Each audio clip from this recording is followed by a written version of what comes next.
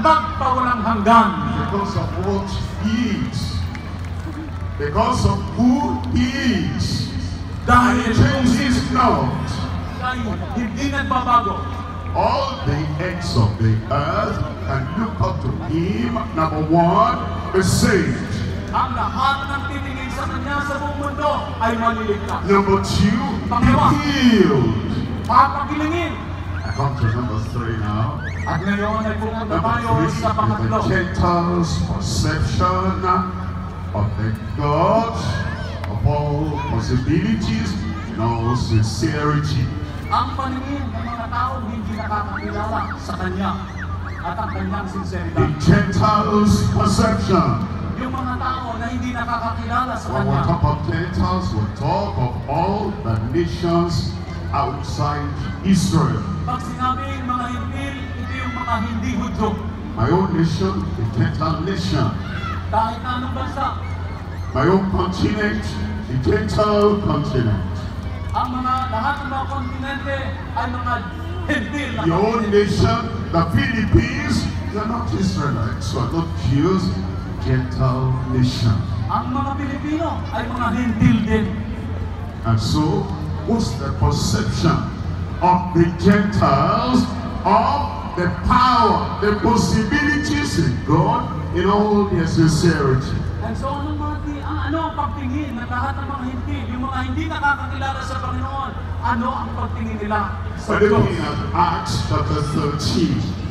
Basahin natin ang sinasabi Acts ng chapter 13, verse 47. Mga Gawa, Kabanatang 13, In talata verse 47, for so and the Lord commanded us, saying, I have sent thee to be a light of the Gentiles, that thou shouldest be for the salvation unto the ends of the earth.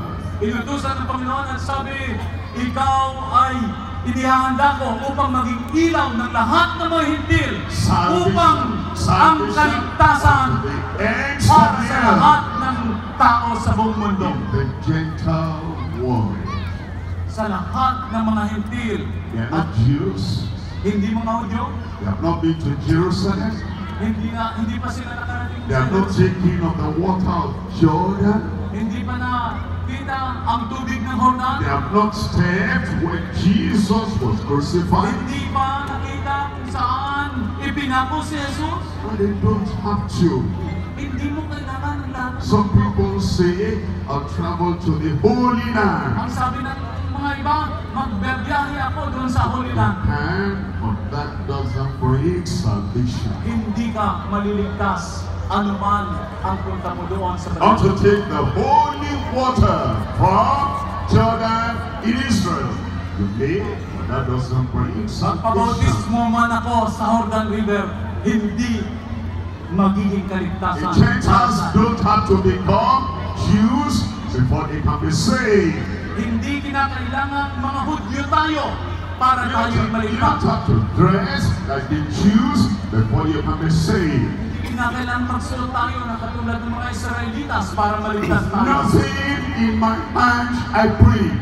Walang nasa aking puso ang Simply madadala. to the cross I cling. Sa pamamagitan ng paglapit sa krus ng Kalbaryo. Because whatever you do, whatever you say, however you try to change your outward you cannot bring salvation. Ano man ang baguhin natin sa ating sarili, ano man ang gawin natin, hindi ito sukat ikaligtas ni naman. Jesus is the light of the Gentiles. Si Jesus ang ilaw ng mga hintil. Amen. Yes, And thou Jesus our light. shouldest be for the salvation of the Gentiles Jesus unto our the survivor. ends of the earth. Upang ang lahat ng mga tao sa buong mundo ay magkaroon Look at the ng next verse kaligtasan. there Amen. in verse 48.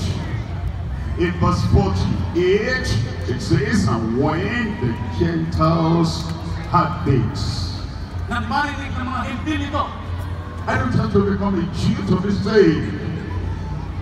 I don't have to travel to Nazareth to be saved. hindi ko kinakailangan bumiyahe sa Nazareth I para don't have maligtas to ako. see when the three crosses, one in the middle, one on this side, one on that side. I don't have to do that to be saved. Hindi ko kinakailangan ang pumunta dito at pumunta doon at gawin ang puntahan ng mga bagay para ako'y maligtas. I don't need to have a Filipino crucified on the cross, and then all the other Filipinos, somebody dresses like a soldier, nails that hand and puts this down and raises him up. I don't need that to be saved. Hindi ko kinakailangan magpenitensya, magpatako sa krus tuwing mahal na araw para ako'y luminis sa aking kasalanan. Hindi ito makapagliligtas sa akin. Gentiles' perception. Ito ang paningin at ginagawa ng mga As hentil. you are.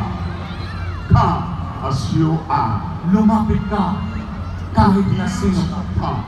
Hali kayo, In your lumapit. condemnation, come. Hali kayo, lumapit. In your fear of the future, come.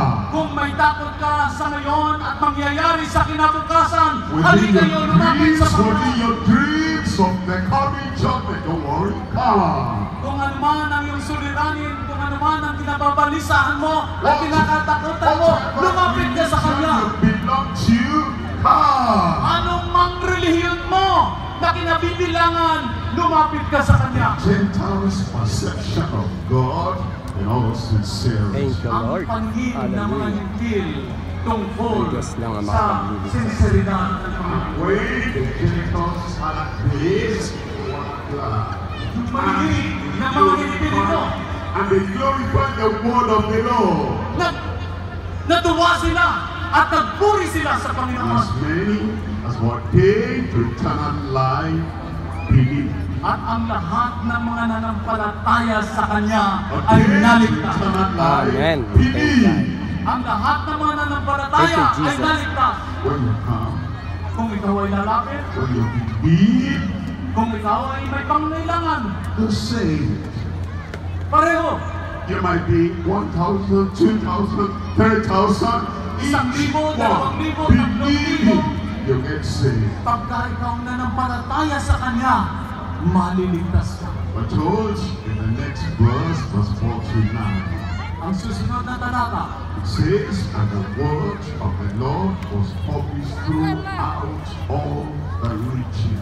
ang salita ng Diyos ay kumalat sa buong rehiyon. Thank you, Jesus. Some people have been standing apart. Ang ibang mga tao ay nakatingin sa malayo. For the same religion of the Jews. Sino ito na nagaling sa mga Hudyo? So they locked themselves up in their unbelief.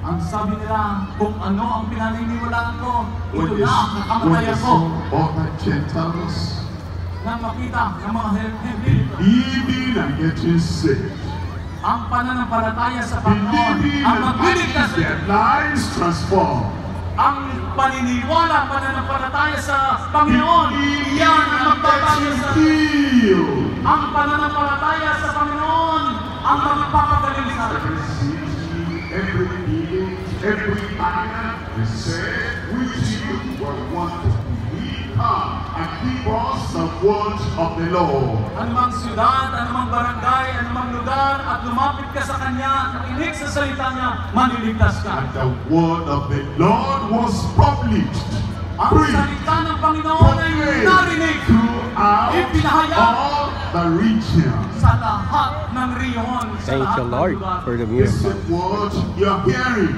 At ito rin, salita ng Diyos, ang naririnig mo ngayong gabi ito. You Amen. and us, myself and myself, you join us. We're taking this word of salvation, this word of healing to every place in the Amen. place. Praise At God. ang salita ng Diyos na magliligtas at magpapagaling, ito ay para sa buong Pilipinas. Praise As God. we're getting Thank saved you. here today, in every land, the salvation of the Lord will come to them. Ang salita ng Panginoon, ang kaligtasan ng Panginoon ay mararating kahit As sino. we're getting healed here today, the word and the power, the wonder of healing will get to every island. Kung ikaw ay lalapit sa Panginoon, ang pagpapagaling ng Panginoon ay lalapit o pupunta sa anumang lugar. Number one, Isa, the generous promise of God to save. Ang pangako ng Diyos ng pagliligtas. Number 2, Pangalawa, the genuine power that heals. ang tunay na kapangyarihan na makapagpapagaling. The At Gentiles' pangatlo, perception. ang paningin ng mga hintil. And now you know Subalit ngayon ay alam mo na, your salvation is guaranteed. ang kaligtasan mo Now you ay know ngayon alam mo na, that your healing ang iyong is kaligtasan guaranteed ay tonight. tunay na mangyayari ngayong gabing ito. Amen. Thank See, God. I see, Nakikita, I believe, naniniwala ako, I receive, tinatanggap ko, I perceive, nakikita, I believe, naniniwala ako, I receive. tinatanggap ko. Tinatanggap. The same salvation is for you. Ang Kaligtasan ay para sa akin. ay para sa iyo. You believe salvation is for you. Manampalataya ka, ang You kaligtasan, receive the salvation that belongs to you. Thank God. tanggapin mo ang kaligtasan ito ngayon, ang kaligtasan ay tatanggapin mo. You're going to receive it now. Tatanggapin mo ito ngayon din. You're going to receive your salvation now. Amen. Tatanggapin mo ang kaligtasan ngayon. Let's bow nice close. Tumutalo ka. Let's bow nice close.